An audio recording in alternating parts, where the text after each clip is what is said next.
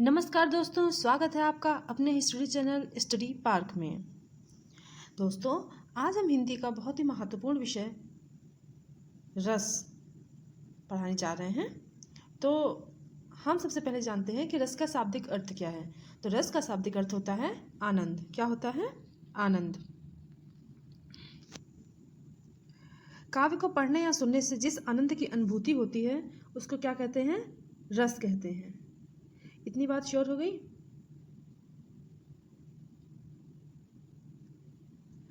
जो भी हम पोयम पढ़ते हैं तो रस की वजह से ही उसको पढ़ने में आनंद आता है हमको।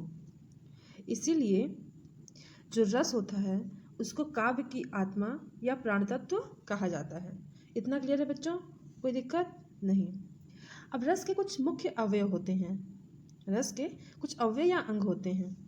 तो पहला जो है वो क्या है? अस्थाई भाव। इसको हम प्रधान भाव भी कहते हैं। पहले ये अस्थाई भाव 9 था और रस भी 9 थे, लेकिन बाद में 2 भाव और वात्सल्य व भगवत विषय रति को अस्थाई भाव की मान्यता दी गई। इसका मतलब पहले अस्थाई भाव भी 9 थे और रस भी 9 थे, लेकिन बाद में 2 और जुड़ गए। कौन कौन सा? वात्सल्य और भगवत विषयक। दूसरा है विभाव। अब जो अस्थाई भाव के उद्बोधक के कारक को विभाव कहते हैं।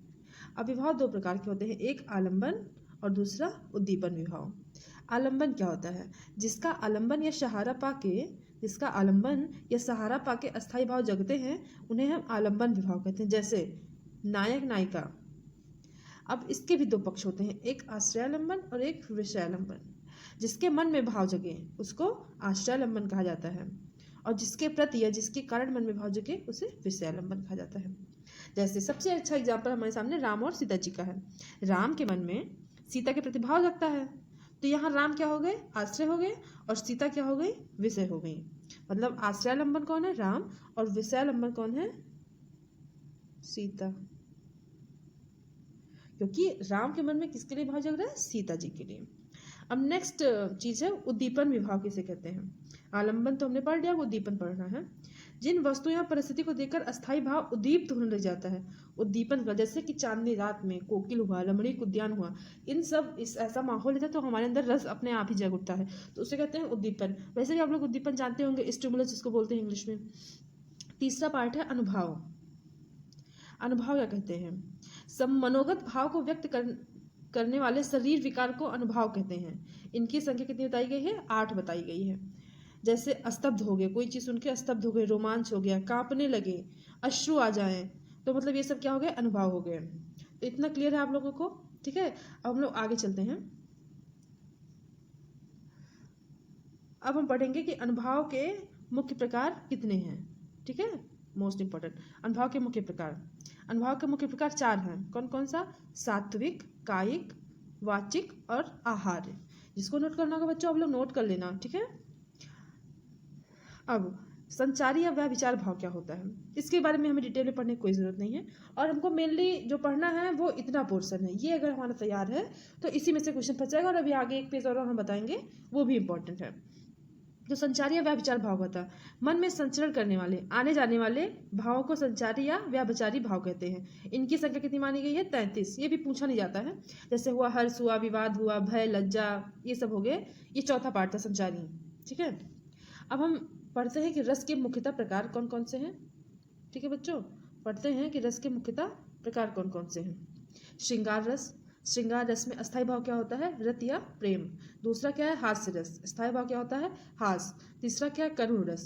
भाव क्या होता है? शोक। चौथा क्या है? वीर रस। इसका अस्थाई भाव क्या है? उत्साह। पांचवा रौद्र रस। इसका अस्थाई भाव क्या है? क्रोध। भयानक रस, नाम से जाहिर है भय। विभत्स रस इंपॉर्टेंट है क्योंकि विभत्स का मतलब होता है घृणा, तो इसका अस्थाई भाव क्या हो जाएगा? घृणा। अद्भुत, नाम से जाहिर है कि आश्चर्य होगा। उसके बाद फिर शांत रस, जानते हैं शांत रस मतलब कोई भाव ना हो, वैराग्य टाइप का। वात्सल्य रस, जो बच्चों को देख के प्रेम आता है वो वात्सल्य रति हो गया, वात्सल्य प्रेम हो सकते हैं। इसके बाद गिरा हुआ है भक्ति रस। मैंने बताया था ना कि पहले 9 था, फिर 2 और जुड़ गए। लास्ट में क्या है? भक्ति मतलब भगवान वगैरह को जब याद करते हैं तो जो रस आता है वो भक्ति रस होता है। तो इतना चीज़ क्लियर है ना, इसमें इतने में किसी कोई दिक्कत नहीं है ना।